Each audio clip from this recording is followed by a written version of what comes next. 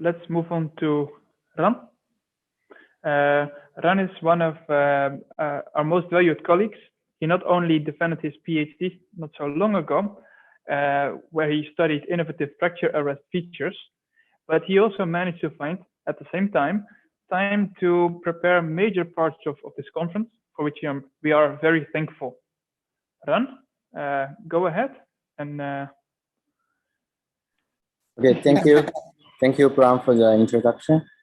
So hello, everyone. Thank you for joining this workshop and this poster session.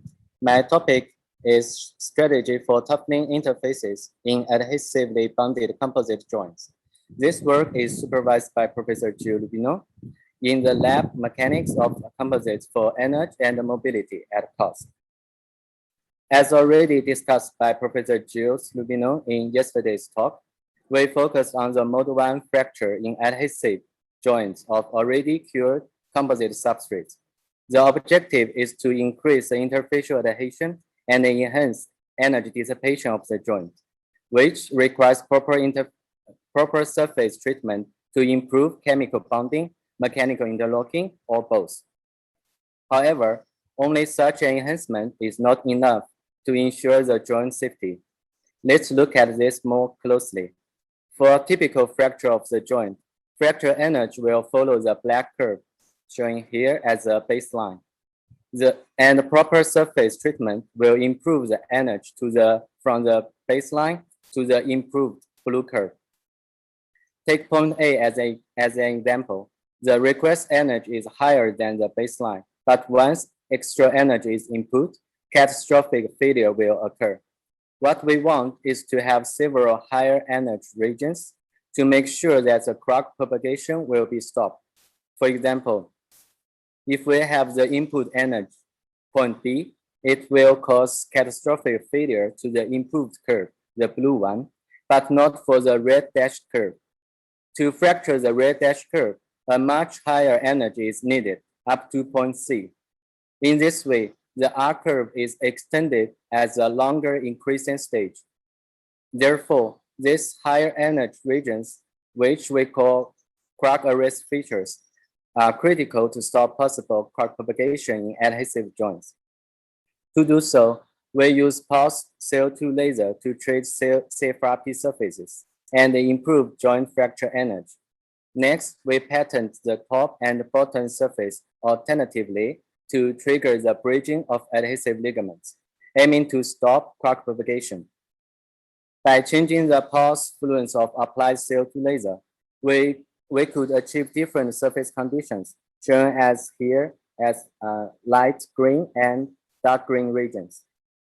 As already discussed yesterday in Professor Gilles' talk, 3 typical damage mechanisms could be viewed in the simulation result when changing the interfacial strength and toughness properties. And here is a map of these critical parameters. Among them, we can find the case BL, which is a broken ligament, will be the major scenario. Now let's see the bridging of multiple adhesive ligaments. The green region shown here have higher adhesion strength, so they could stop the crack propagation and force the crack to transit to the other side of CFRP adhesive interface. And the yellow arrows point to the tip of the main crack. Here is a movie of DCB response between uniform laser ablation LA and proposed pattern strategy. We could find that with multiple patterns, the crack path transits continuously between the bottom and top interfaces, controlled by the location of arrest regions. The green regions, which is the green regions, results show that this strategy could have a long rising stage of the R curve, showing like this, which is around 20 millimeter, and its plateau values reaches as high as 2 times of the treated region LA.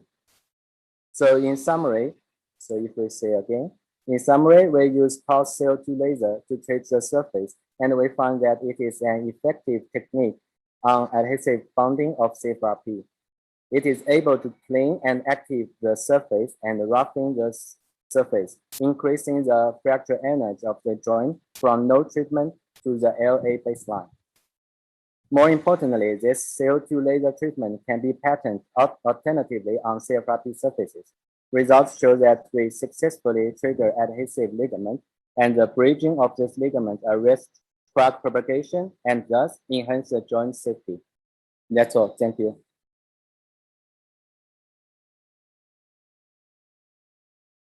Thank you, Ran. But I do have a question as myself.